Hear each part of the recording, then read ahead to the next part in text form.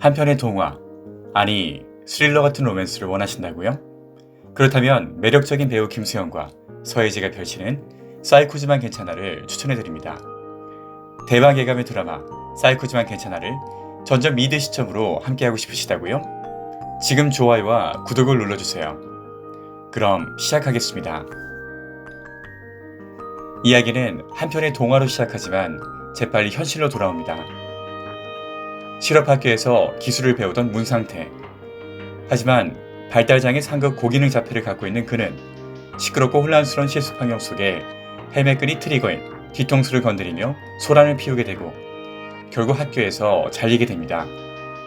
언제나 형의 뒷바라지라는 문강태는 누구나 반할 정도로 아름다운 얼굴은 물론 탄탄한 복근까지 소유한 정신명동 보호사입니다. 남들이 보기엔 완벽한 그이지만 거의 매년 근무하는 병원을 옮기다 보니 흉흉한 소문이 돌기도 합니다. 사실 그에게는 매년 날이 포근해질 때면 나비에게 쫓기는 악몽을 꾸는 형이 있어 어쩔 수 없이 근무지를 옮길 수밖에 없는 사정이 있었지만 말이죠. 여기에 여주인공인 고문영이 있습니다. 인기 아동문학 작가인 그녀. 하지만 그녀는 어딘가 나사가 빠져있는 것 같이 행동합니다. 자신을 알아보는 소녀팬에게 예쁜 건 공주가 아니라 마녀이니 예쁜 마녀가 되게 해달라는 소원을 빌 것을 강요하고 울리기도 하고 식당의 날카로운 칼로 자신의 손가락에 피를 내는 것은 물론 뾰족한 물건 중 마음에 드는 것이 있으면 언제나 그걸 가방에 넣습니다. 이 세 명의 길은 고문영 작가가 아이들을 위한 동화 리딩을 하기 위해 한 병원을 방문하면서 교차합니다. 원래 고문영 작가는 문강태형 문상태가 가장 좋아하는 작가입니다. 그런 그녀가 문강태가 근무하는 병원에 동화 리딩을 위해 오게 된 것이죠. 하지만 문강태와 그녀 첫 만남은 그리 좋은 인상을 남기지 않습니다.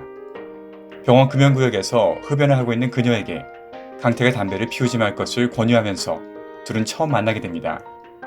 계속해서 동화 리딩을 하던 중 딸과 동반자수를 하려고 진정제를 과다 복용했다가 병원에 실려온 정신질환 환자가 동화 리딩을 듣고 있는 자신의 딸을 납치하는 상황이 벌어집니다.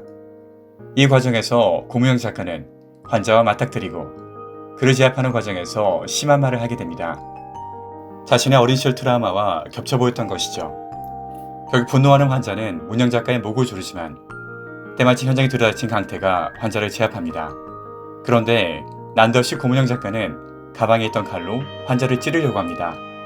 하지만 칼을 손에 잡아 제압하는 강태. 덕분에 강태의 손을 제외하고 아무도 다친 사람은 없었습니다. 강태의 손을 치료하면서 고문영 작가는 말합니다. 그거 알아요? 세상엔 죽어 마땅한 것들이 있는데 어떤 사려 깊은 또라이가 그것들을 몰래 죽여주기 때문에 아무 생각 없는 시민들이 두 다리를 쭉 뻗고 잘 수 있다는 거. 그럼 난 어느 쪽일까요? 생각 없는 또라이. 고문영 작가라고 하는 인물의 정체성을 잘 담고 있는 것은 물론 앞으로 다가올 스토리에 대한 암시도 포함된 대사였습니다. 정신질환 있는 환자가 탈출해 난동을 부린 것에 대해 누군가 총대를 메고 그만둬야 하고 결국 병원에서 여러 번 옮긴 전적이 있는 강태는 잘리게 됩니다. 자신 고문영 작가에게 상처를 입은 문강태가 소송을 걸까 겁이 난 소속사는 문강태를 회사로 초대하고 자신의 형인 문상태에게 고문영 작가의 사인을 받아주기로 한 약속을 지키기 위해 강태는 초대에 응합니다. 여기서 다시 재회하는 고문영 작가와 문강태. 과연 이 둘 앞에는 어떤 로맨스가 기다리고 있을까요? 다음 편을 기대해보겠습니다. 아동 심리를 다루는 동화가 등장하는 드라마 사이코지만 괜찮아. 아직까지 등장인물들이 많은 비밀을 품고 있습니다. 먼저 동화의 시작에서 등장하는 아름다운 소녀 이야기가 있습니다. 마을에 친구를 사귀려고 아무리 노력해도 친구를 사귈 수 없었던 성에 사는 한 소녀. 죽음의 그림자를 끌고 다니는 소녀는 결국 강물에서 한 소년을 구하고 그 소년이 소녀를 그림자처럼 따라다니지만 결국 소녀가 그에게 평생 함께 해줄지를 물으며 나비의 날개를 자르는 등 잔혹한 행동을 보여주었더니 소녀는 결국 겁을 먹고 떠나갑니다. 여기서 우리는 아름다운 소녀가 바로 고문영 작가라는 사실을 알 수 있습니다.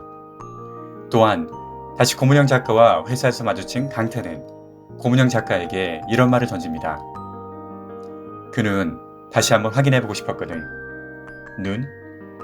당신이 내가 알던 누구랑 같은 눈빛을 갖고 있어. 그게 누군데? 인격이 고장난 사람, 양심에 구멍이 뚫린 사람, 눈빛의 온기가 전혀 없는 그런 여자. 그 여자 무서웠어? 좋아했어. 좋아했어 내가. 이렇듯 강태회상에서 알 수 있듯이 이 둘이 어렸을 때 서로를 좋아했었을 가능성을 보여줍니다. 적어도 아직까지 공개된 이야기로는 둘이 어린 시절을 함께 했으니까요. 또한 1화에서 메인이 되었던 딸아이를 살해하려는 아버지의 이야기가 고문영 작가와 연관되어 있을 가능성을 알 수 있습니다. 정신질환이 있는 환자에게 목을 졸리면서 고문영 작가는 어린 시절 자신의 아버지가 자신의 목을 졸랐던 과거를 떠올리고, 요양병원에 버려져 있는 아버지의 손목에는 당시에 났던 고문영 작가의 손톱 자국이 선명하게 찍혀 있습니다. 고명이 차가워지게 만든 어린 시절의 트라우마는 과연 무엇이었을까요? 마지막으로 결국 고문영의 목을 졸랐던 환자는 누군가에게 살해된 채 발견됩니다. 그를 살해한 사려 깊은 또라이 사이코는 과연 누구일까요? 2화를 기대해 보겠습니다.